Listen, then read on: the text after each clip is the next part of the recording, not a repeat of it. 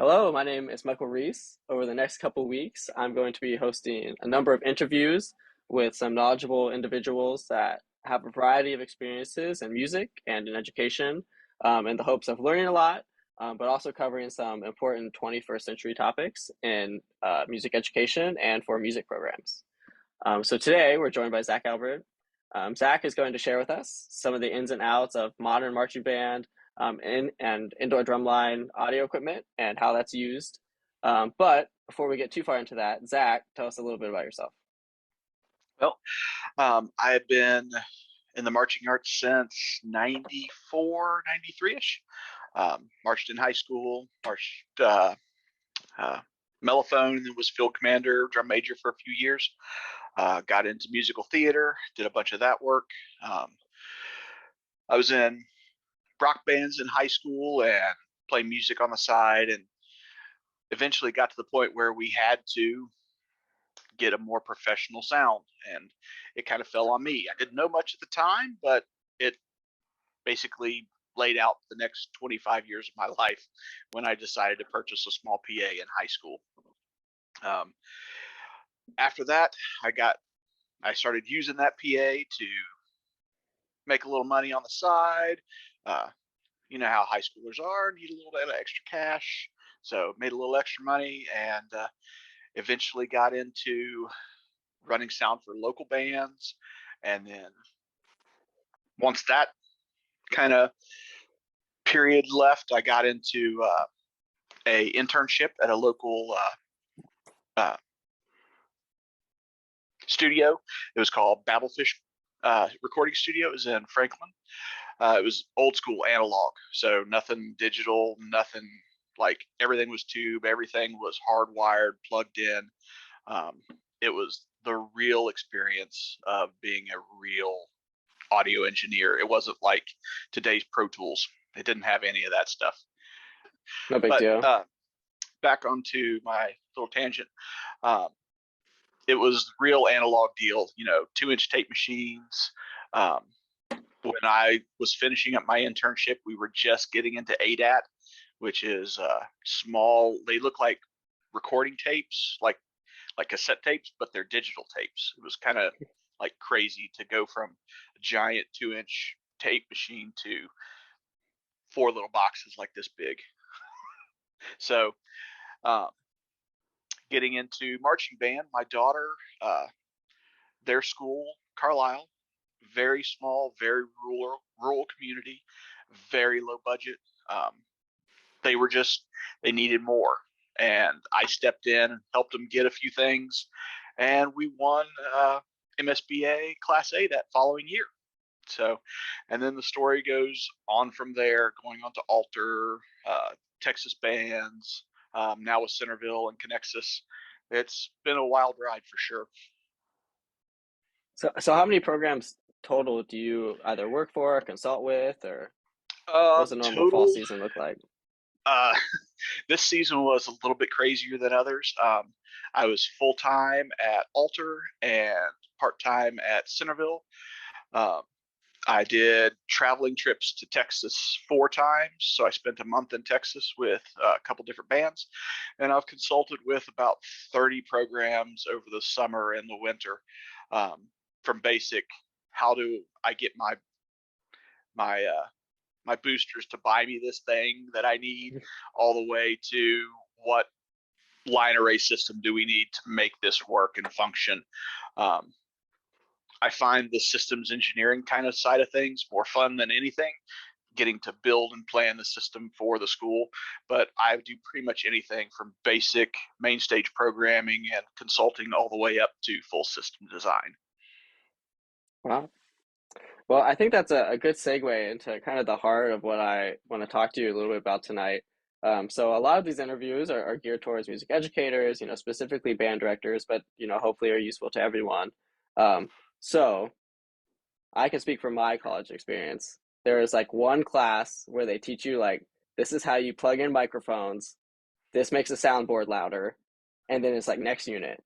There's just there's not a lot of education, specifically if you're like a music ed track. I assume it's pretty different if you're doing like a music production track or something like that. Um, So, what are like the essential things that like band directors should know? Biggest thing for band directors is um, understanding like the you don't have to know everything. You just have to know just enough to know that you don't know anything. Um, because electronics, it's just as specialized as teaching a flute player to play or a trumpet player their embouchure. It's just as specific, just as important, and band directors need to treat it as such. And if they don't, it comes across in your production that way. Um, when I started with Carlisle, they had zero mics, zero speakers, zero anything. We're playing on the hardest mallets possible, just making their kids just bang every single note. And it was just, you know, it was okay.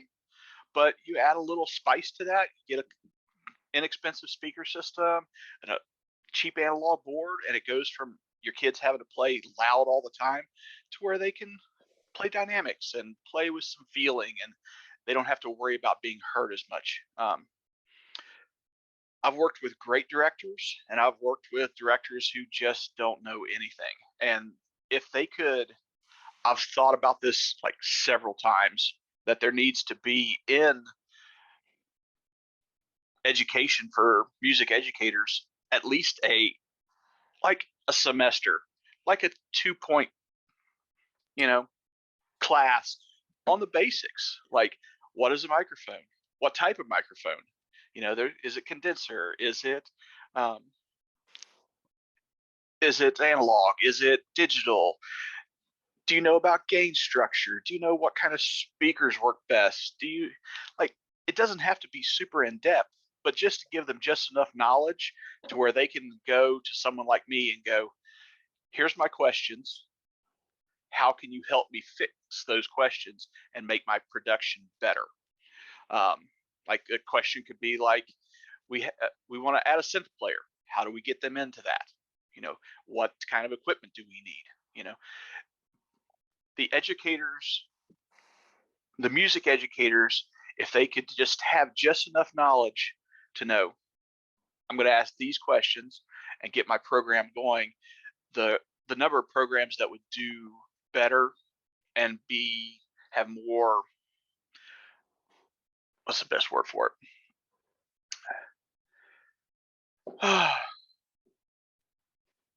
Programs would be better off even if they aren't going to use a large amount of electronics, even if it's just a MacBook for some synth sounds. It doesn't have to be a big elaborate thing like we have at Alter or Connexus. It could be very small, but still very effective. Right. No, I would have loved to have something like that, in college. Like I was saying, for me, it was essentially like a master class. It would be like, here's a speaker, here's how to run sound in your auditorium. So it's like a really specific circumstance. It's definitely not, because the reality is when you're a band director, you probably don't have a ton of input on the existing sound system in your auditorium, right? Like all that None at matters all. is right. All that matters is you know how to run the soundboard, and that was the essence of what we were taught, which is valuable, but this much, like a tiny fraction of what we really encounter when we're out there, we're teaching and doing the thing. For sure. I mean, just to give you an example, when my internship, the first 3 months, I didn't touch a microphone. I didn't touch a fader. I didn't touch anything except for cables. I wrapped cables for 3 months, 40 hours a week. So, like doing a 2 credit hour course on basics of like what a mic cable is, what a MIDI cable is, what an XLR or what a quarter-inch cable is, just so that they can even just plug in their own stuff and just be able to get a sound would be amazing. And with the way that music is going currently, those programs need to start happening. Because right now, almost every program that I work with, you talk to the band director, they go, oh, the electronics, that's for the percussion guy. And you're just like, well, the percussion guy isn't trained to do it as much as you are trained to do it. So either something needs to change in the way we're educating our educators, or more band directors need to start talking to people like me.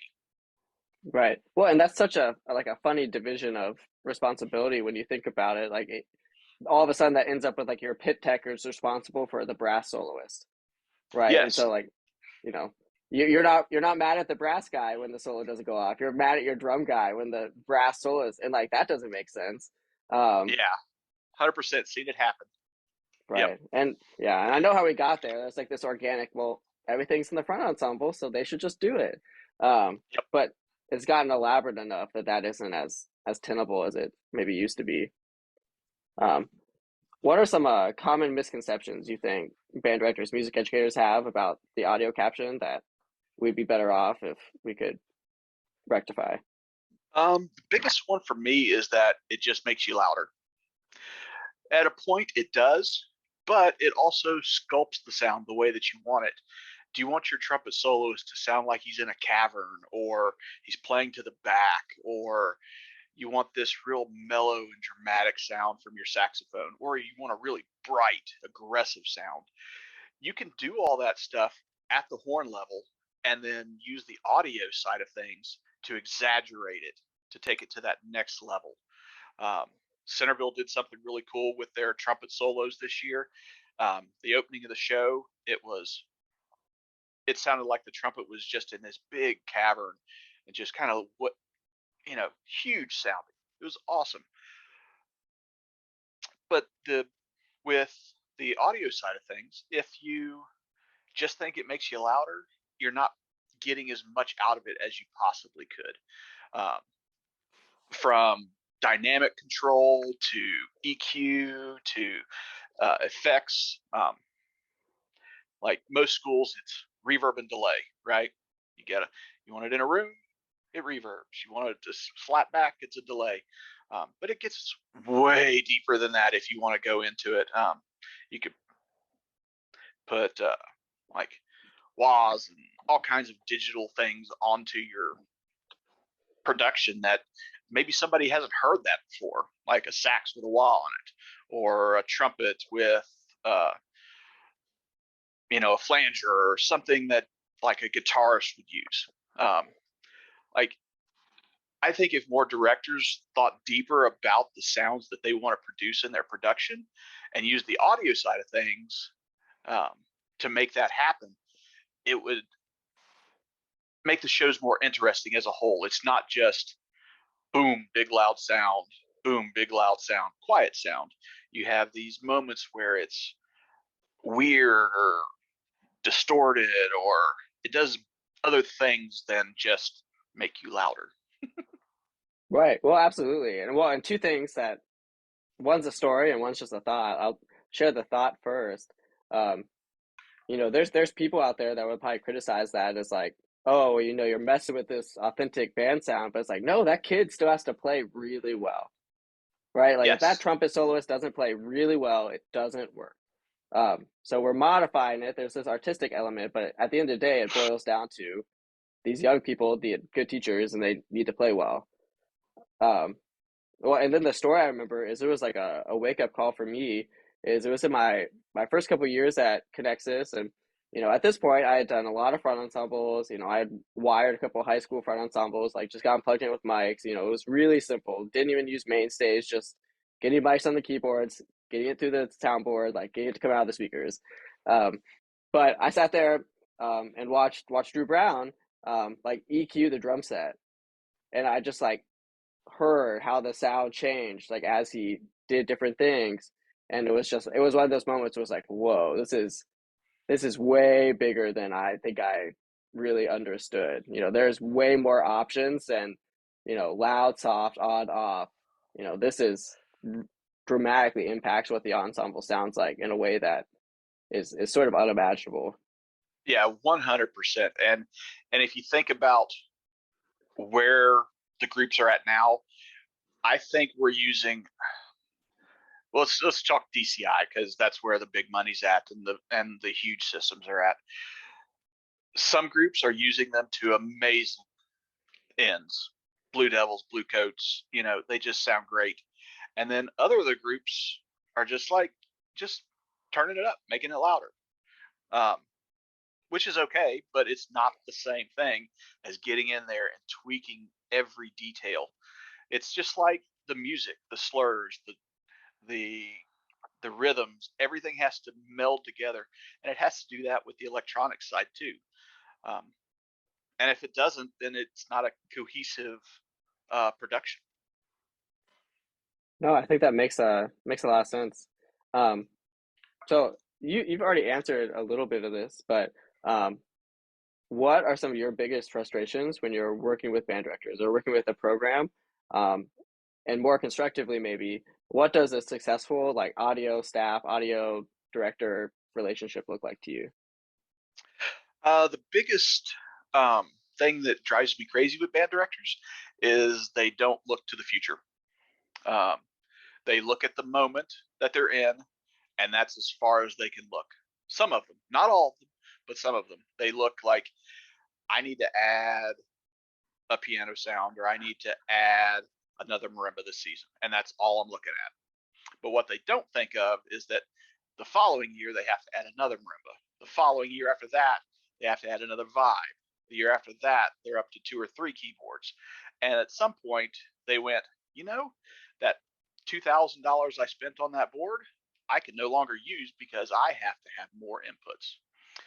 Um, and I could have gotten a board for $3,000 that I could use today, but I didn't because I didn't look ahead. And that's the biggest frustration, is that people aren't planning for 5 years out. That's where most schools should look. You should plan on being able to use this piece of gear for the next 5 years and not have to upgrade it.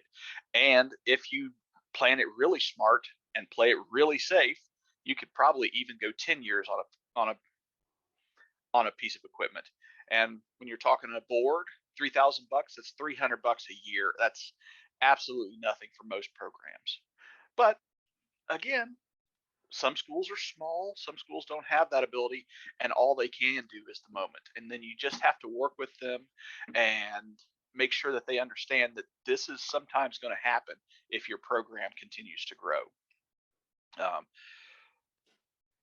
Something that would make it better would just be telling that to band directors, being like, hey, look, you could spend $2,000 now or $3,000 now. One will last you 2 or 3 years. One will last you 5 to 10. Which do you want? But a lot of people, like band directors, just go on Sweetwater and buy what they think they need and not get a consultant or not talk to anybody about it.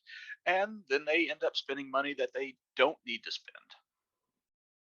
Right. Well, and I think those band directors are stuck in a situation of, most of the time they have to go ask somebody else for money, whether that's the district or the booster organization. Yep. Um, but I think both of those parties, both the administration, the school board, the band boosters, are going to be sympathetic to a lot of the same arguments you just laid out. Like if you tell them, hey, you're not going to have to buy another one of these for 5 years, 10 Excuse me. years, that's going to be way more attractive than if they have to buy one every 2 to 3 years, but it happens to be cheaper.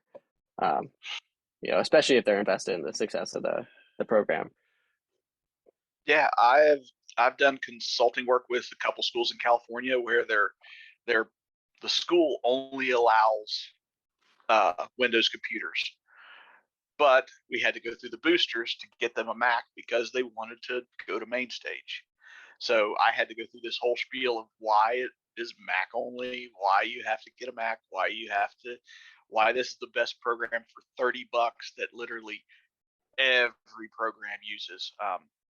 I can't name one that this summer at DCI didn't have a main stage rig. Like it just doesn't happen. But if band directors reach out and really want to take their sound to the next level, it can be a great experience for them. But it can also be really frustrating too. Right. Especially if they aren't super fluent, there'll be so many problems or maybe baby problems that they don't necessarily know what's wrong or how to fix it. Yeah, the lingo is kind of hard sometimes when you're talking. Like you have a band director call you and you're like, my nothing's coming out of my speakers. Well, are they plugged in? Is it turned on? You feel like an IT guy sometimes dealing with stuff over the phone. But with just a little bit of knowledge, a lot of that stuff goes away. Like they don't have to call to get the basics down, you know? And I think the more we educate our music educators about it, the better. Absolutely. So we can do a little bit of that consulting right now. If you Okay. were working with a program and they were starting from scratch, but were serious about doing electronics well, what should they be looking at and what should their budget be? Um, the budget should be pretty low, actually. Just getting going. Um, I would think somewhere in the sub $5,000 range. Um, get you a nice set of speakers out front, get you a couple amps, get you a digital console, probably a Behringer, and it gets you going. It takes you from nothing to 100 in a weekend, and it's fairly easy to set up. Uh, Nothing super has to happen, and then you add on stuff as you go. Like you start off with $100 microphones or $50 ones from Behringer or $20 ones, and then 5 years later you upgrade them to make things sound better. But yeah, a $5,000 budget for a small, I'm talking small school, small rural school that is just getting into it. They spend their fundraiser that summer. They fundraise for the board and the amp and the speakers, and then they'll last them. The only thing that's changed, I'll go back to Carlisle for a second. The last time I was there was, I left Carlisle in 2011, I believe, and they're still using the same speakers, subs, and amps that I got them 11 years ago, and we spent less than $5,000. They have upgraded the board because we started with an analog small board, one of those where the band director had a budget, but you know, and they've upgraded the board since then and done a few other things, and it really, that $5,000 mark for a small school is pretty where you want to be. You don't want to spend more than that because you can get into some like crazy stuff that you're just not gonna, if you don't have a sound guy standing there all the time, that they're not going to be able to use. And like, you don't want a big line array system and all that crazy stuff. You could spend $100,000, but if you don't have someone in your program to use it, then it's not worth $20,000. Whereas that $5,000 system, you can plug in some presets, plug everything in, and it sounds good right out of the box. How does that contrast with, say, you're at a larger program, like you were talking about, like a Grand Nationals finalist contender or a strong showing at the San Antonio Regional, basically like a top tier national program? For a top tier program, um, we're talking just the sound reinforcement. So I won't go into like all the electronics equipment, but just the sound reinforcement. So speakers, amps, boards, uh, digital snakes, etc. Um, a good place to be depends on how you want to sound. Like a lot of the big Texas bands, they use a couple speakers in the front, and that's it. They don't have a lot of sound reinforcement. Whereas, like, I can't remember who it was this past weekend.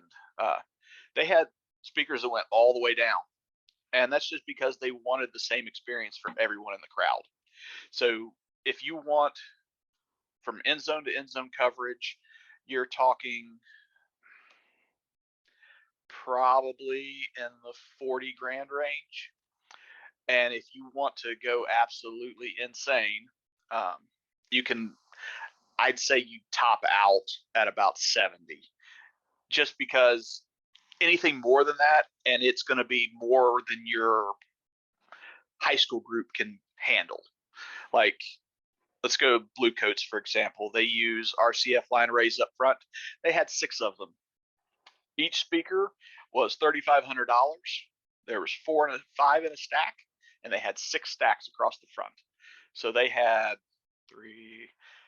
12 grand. They had, just in speakers, they had like $60,000 in speakers, just speakers.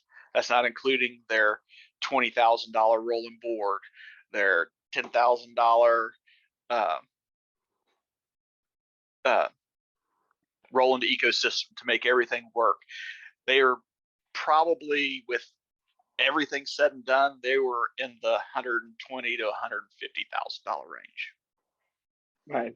Well, and that sounds crazy, and it probably would be crazy for like a high school program to try to replicate that. Mm-hmm. But there's a reason they sound the way they sound. There's a reason they are so seamless from like what's electronic and what's acoustic and what's happening now, what's pre-recorded.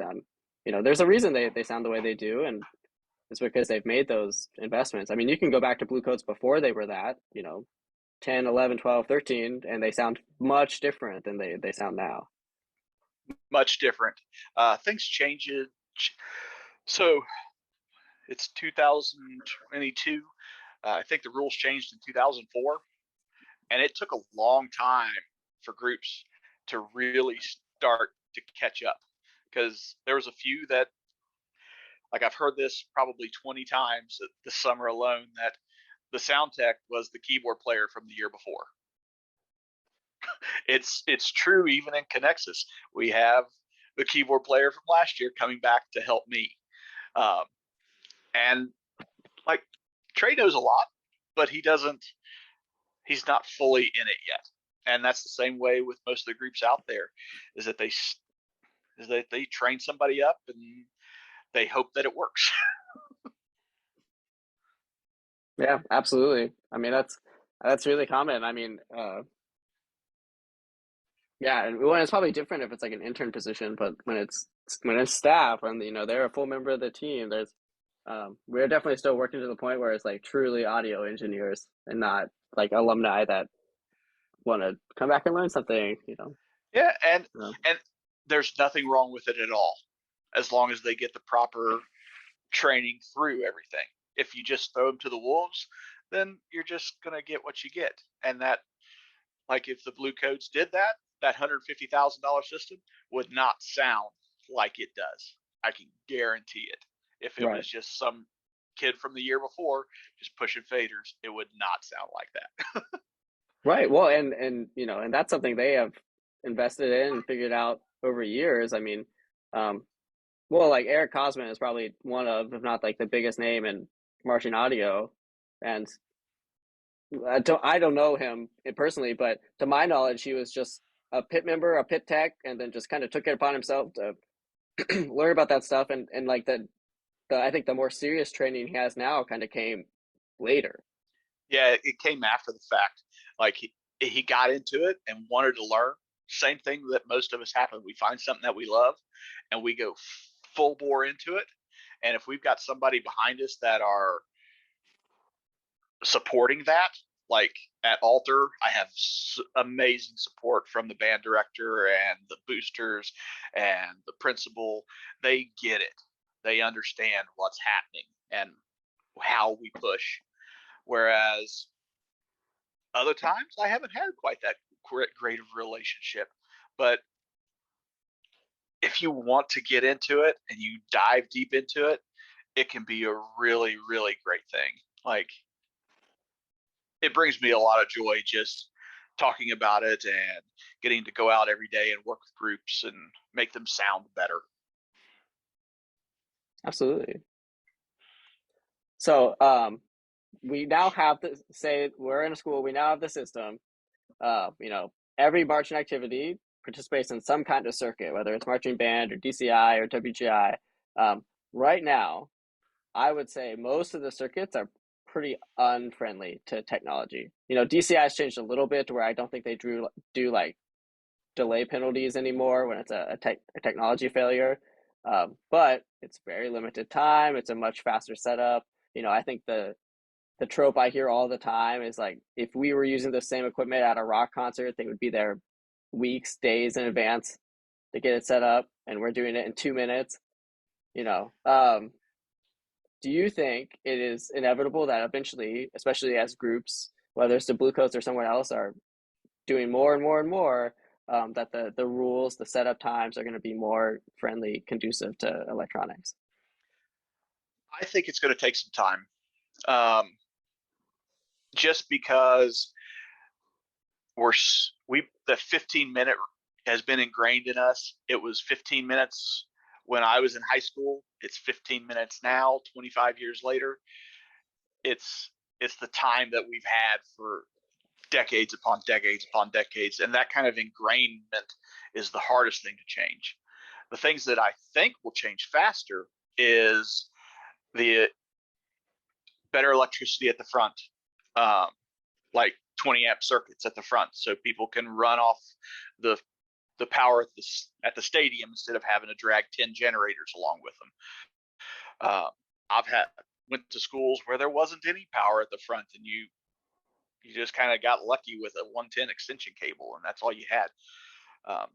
But I think the thing that could make competitions better is not necessarily time, but infrastructure. So that way groups have the space to put their stuff. Like I've had somewhere you're like standing on a hill with speakers, like hold them in place because you don't want to move. But you have to be up there at a certain time. Like the backside of things, not necessarily timing, but like the electricity provided, lighting in parking lots so you can see what's going on. Like just little things that would make the experience as a whole better for everyone.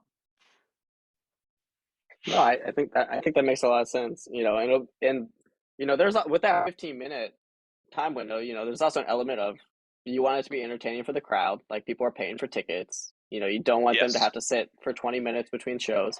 And I think that all that stuff makes sense.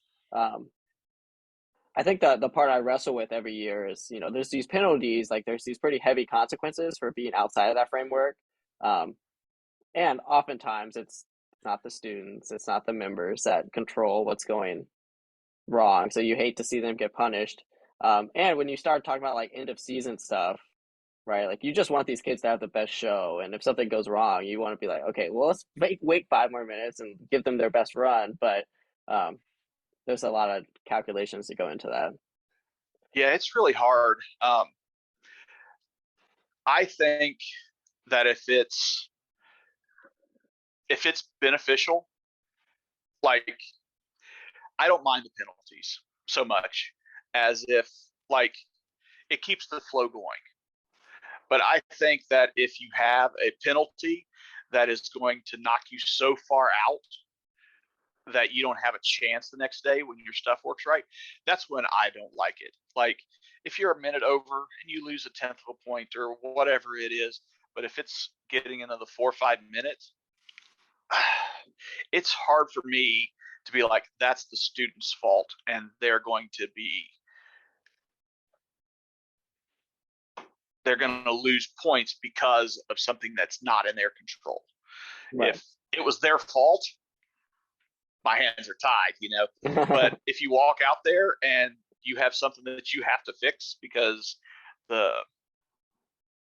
director was fiddling with buttons or turned something off in warm up or did something dumb, and like that's a different story. Like that shouldn't be on the kids. And if the show gets pushed back 5 minutes, it gets pushed back 5 minutes, and the kids get to have an awesome run. Right. Going to go off on a little tangent here and tell a scary story. Um, warm up, BOA finals. In the warm up, our piano did not work. So our MacBook or our Mac controls 2 pianos, guitar, um, a bunch of in-ear stuff, patch and scene changes, all kinds of stuff, and none of it worked. It was down for the first 15 minutes of warm up. And if something like that happened on the field, I would not want those kids to feel bad for my mess up. I got it fixed. and the cheers from the kids were like, woo, but it should be on them when it comes to like being in the warm up line. If it's something that the directors could have done better, and it's really subjective, like main stage, we've all had that experience where you plug a keyboard in and it just doesn't fire up and you got to turn the whole thing off, turn it back on. And it takes a minute or two. But that's different than, you know, having your XYZ just explode or whatever. That's the reason I think the timing penalties are going to be there for a very long time, is because it would end up being subjective. Like, I don't want to be penalized for this because I did this happened. And then you try and explain it away, you know? Whereas it's just really hard. I hate that it happens to the students, but it's the only way to keep the system honest, really. Yeah, and to keep the flow going. No, I think that makes a lot of sense. I'm there's part of me that's a little intrigued by like the no penalties in finals. It's everybody's last show. Who cares if it runs a little long? That I last am round especially. 100% for that. Like, out the box, like everybody finals run, those top 12 groups or whatever it is, they should get every moment that they deserve and get to blast, play, and perform for that crowd, Right. no matter what. And if it takes you 20 minutes, slow down the flow backfield. Another group may get a Mhm. little bit more warm up time. So, and that's another thing, is that if people are communicating along the lines, it's really easy to just push things back a little bit. Whereas if it's like a mid-state show or something like that, and no one's communicating, you just show up when you show up. It's much harder. Right. Absolutely. Well, I think on a slightly different, but I think related topic, um, how can and how will go into the future, do you think adjudicators will get better at really assessing the contribution of the audio and factoring that into different sub captions? Do you think it should be its own caption? But because right now it's kind of in the brass caption, it's kind of in the general music effect caption, it's like a little bit in the percussion caption. How should these judges be trying to assess the quality of the audio work? um, the biggest thing would be the judges need to have some kind of training in that sort of thing. If we want to go to like a box six for BOA or whatever, where they actually look at your audio setup and decide if you're using it to the best ability. I don't think that's necessarily a good thing. I think that if judges come into it with zero bias, like, you could have $200,000 equipment out there or $100 equipment out there, and they judge you based on your sound and how it's being manipulated or not manipulated. Um, if they come into it completely cold and there's no bias at all, then I think more groups will try things. Because right now, uh, groups are very like, well, if we try this and the judges hate it, then we lose. But if we don't try it, then we're not pushing the boundaries at all. We're stagnant. And I think that's something that the judging community needs to kind of like come off the horse a little bit. I mean, it's been 20 years since DCI let us change the rules to have audio in it. 20 years is a long time. You know, 25 years ago, I was still in high school.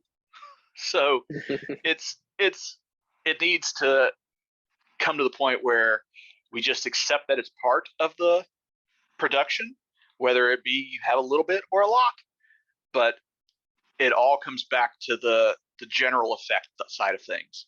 And I think if it's affecting your sound and affecting it in a positive way, your score should go up. But if you've EQ'd it really horribly and it sounds like garbage, then it sounds like garbage, and you lose points for that.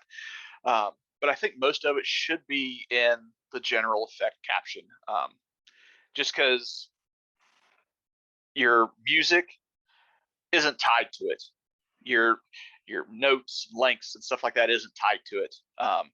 But it definitely is tied into the general effect for sure, both uh, audio and visually. Because if you have an audio moment that matches with a visual moment, then it makes the everything more concise, more cohesive. Yeah, absolutely. Do you think there is any merit to the idea that the audio should be rewarded? Maybe it's not its own caption, but it's just like specifically on the sheet. to get credit for like good audio work, because when you think about the horn line or the percussion section or the guard, they all get rewarded for technical prowess, like separate from composition. Hmm. There's a world where, like, do you think groups should get rewarded for, man, you really did like audio sound engineering well? And you can kind of tell groups that play really well, have really talented members, but don't check that box. For sure. Um, as judges, I know a bunch of judges, and they're great people and they love the activity. I just don't think that there's enough knowledge for them to be able to be like, yeah, that's a good job from your electronics team. Yeah, you can enjoy the moments, you can enjoy the hits, you can enjoy the tonality of things. But I've had some judges that are just like, you know, you could have a little bit, maybe a little bit more volume here, blah, blah, blah. And I've had other judges that were super specific that caught something that I totally missed. It was on the tape. He was like, mic in a tube is really hard. You're missing like 100 hertz and down. I'm not getting it up here at the box. And I had just forgot to push up a fader. Like literally, I had not pushed up a fader and he was not going through the subs.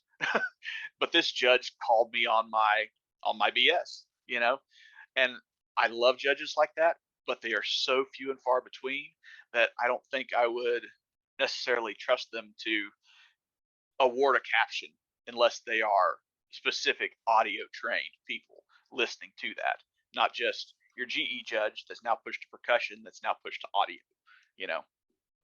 Right. Do you mind naming the judge? I think it's okay to bring up judges in a good way. We shouldn't rant about Um, judges, but I think it's okay to compliment judges. I can't remember exactly who it was, but I believe it was either Greg Jacek or Stephen Cross. Uh, Both were at the Centerville show and completely called me out on it. I was like, wow, I did not have that in there. But yeah, so yeah, there are great judges out there that will call you out on even the like missing some hertz in the low end of a tuba. And Right. there's Well, others that just don't understand it. yeah. Well, and hopefully, as electronics keep getting like better and better and better and more prominent and prominent and prominent, that the judges will start speaking that language a little bit more. Because I hear that and I think that's very impressive. I think that is like that kind of recognition of exactly what is happening in front of them is ideally where we want judges to get to. Yeah, I would love more tapes that were like, the EQ here is a little weird. The reverbs may be a little long. Um, Maybe try this, try this, try this, try this. Um, Judges tapes where it's nothing but I like that, and then he sits there for 30 seconds. That was nice, and then they sit there for 30 seconds. I would rather have a judge just. I know the kids hate them, but I'd rather have a judge call me out on every little thing, and then me go, okay, I don't agree with that, but I do agree with that. I don't agree with that, but I do agree with that, and fix the things that I think are worth fixing from his tape, his or her tape. Absolutely. All right. Kind of a big pivot. Um, Okay. so we've all been online. We've all seen the forums. There's like a strong anti-electronics, anti-amplification crowd out there. Um, I want to come at this from two sides. So, Okay. um, first, what is your response to the kind of angry group of people that are just like there shouldn't be any electronics at all? It's too late. That's basically the best way to put it. It's too late. It's never going back. It never will go back. Um, if you want that experience, um, go watch videos from the 90s or the 60s or the 70s, whenever it was that you really enjoyed the DCI or marching band, whatever experience you had. We don't play G Boogles anymore. We're on B flat trumpets, mellophones, baritones. We're not even playing the same instruments we were 25, 30 years ago. The entire sport has changed, not just electronics, but in the instruments that we use and the way that we use them and everything. And the naysayers, they're always going to have arguments like it was better then.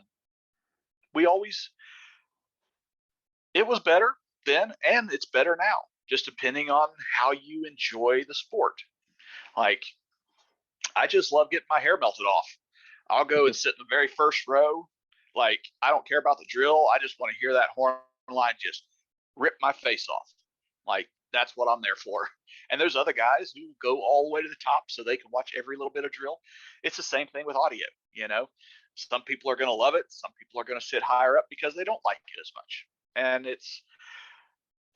I think as time goes on, there'll be less and less of that, but it's never truly going to go away because there are trolls everywhere. Right. And there'll be something new that they're Yeah, mad about, you know. they'll be mad about Okay, the keytar. it's out there. It um, is. uh, so second part of that, and I think this is like maybe the more thoughtful questioning that like I've heard from band directors or educators where they're like, okay, this system, this equipment is going to cost me 5,000, 10,000, 15, you know, whatever it is. Why should I spend my money on this and not, you know, $5,000 pays for one or two staff members. It buys you a brand new horn that a student's going to use.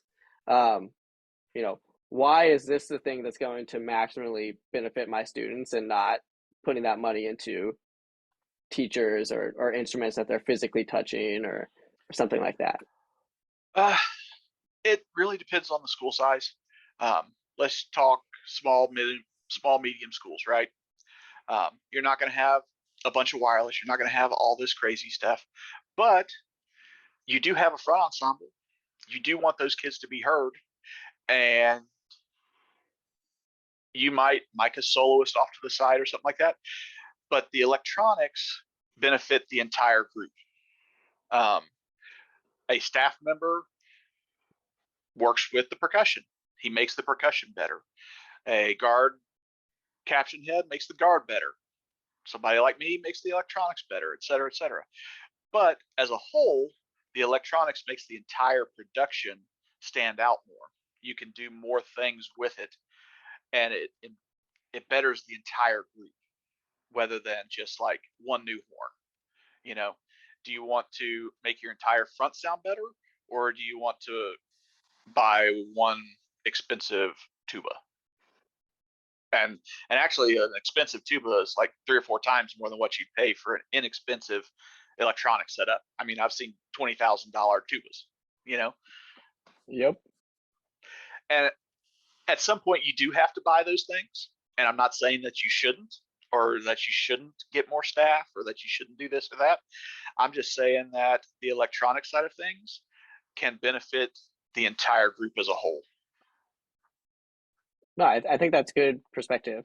Because I think for a lot of instructors, band directors, it's easy to get kind of stuck into, well, this is for my synth players. You know, this benefits two people. You know, they don't really see it as, oh, well, actually, it's everyone that is in the front ensemble. It's my front ensemble equipment is going to last longer because they're not, you know, hitting it as hard like you mentioned earlier. And it's just going to make the whole band sound better.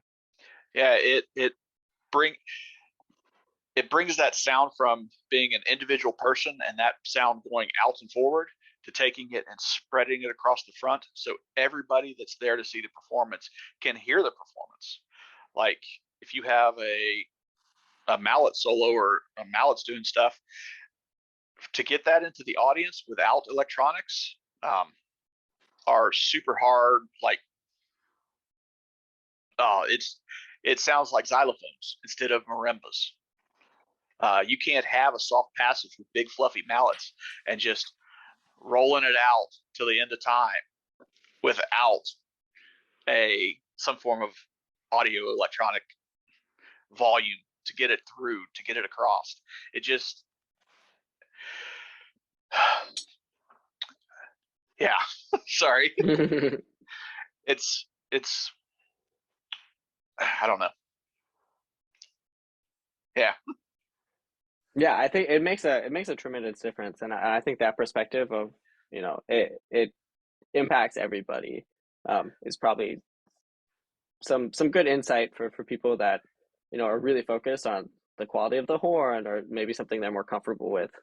Um, Yeah. I mean, trumpet directors, they're going to know the trumpet sound better than anything. The woodwind guy who was a saxophone player all the way through college, he's going to know the winds better. Yeah, he's going to know how to do the other stuff, but he's definitely going to know the winds better. You know, um, not everybody can know every piece and moving thing. They just need to understand that it's going to raise your entire ensemble, from everyone in the pit, whether that's a keyboard player, a bass player, drum set, couple marimbas, all the way up to Tarpon Springs craziness in the backfield and all that weirdness. It just depends on how far you want to take it. All right, I'm going to ask you to do a little bit of forecasting, a little bit of Okay. looking into the future. Where do you think electronics goes from here?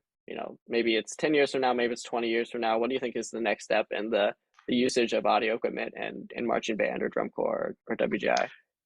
The next thing I see happening is people experimenting more. And that has to go back to the judges, of course. But if people are allowed to experiment and allowed to make strides for new sounds, new experiences for the audience, new experiences for their students, from it being a guitar solo to having a cello in the middle of the field to, beautiful flute soloists in the very back on a prop, wireless up, all that stuff is taking chances. And if judges let us take more chances and don't just disagree right off the bat because it's new, then I think the advances will happen faster. We're going to take some big chances at Alter next year. We're going to do some crazy stuff with main stage. Uh, uh, but yeah, it's going to be fun. But I think that it's going to freak people out because it's not going to sound like a saxophone. It's going to be a saxophone, but it's not going to sound like a saxophone, if you know what I'm getting at. And the more that groups are allowed to experiment at the DCI level, that stuff will trickle down. As soon as our percussion instructor at Alter seen the guitar solo, he was like, I want a guitar solo in our show. And the kid absolutely slayed. I'm not sure if you've seen it or not, but Moses is a freshman, and he's an amazing player. He was also our harmonica soloist this year. Like, how many times have you seen a harmonica in a marching band? But I think if groups are allowed to experiment and aren't necessarily penalized for that experimentation, then things will move much faster. Yeah, absolutely.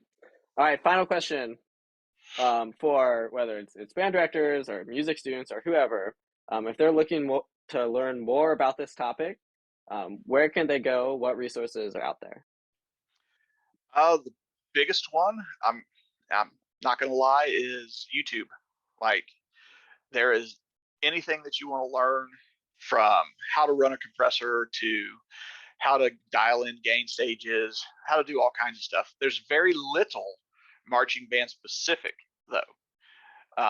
There's only a couple channels that focus on marching band, and I think there should be more of them out there.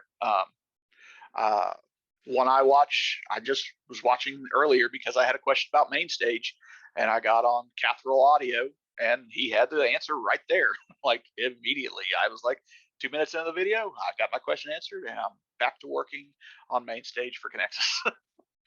But yeah, if band directors or students or anybody wants to learn more, start with YouTube, learn a few things, and then if you are really passionate about it, I've had students that are now working in movies with audio. I've got a couple of producers in Tennessee that are doing audio stuff. Like, if you want to do it, it's out there. You just have to take the time to learn a new skill.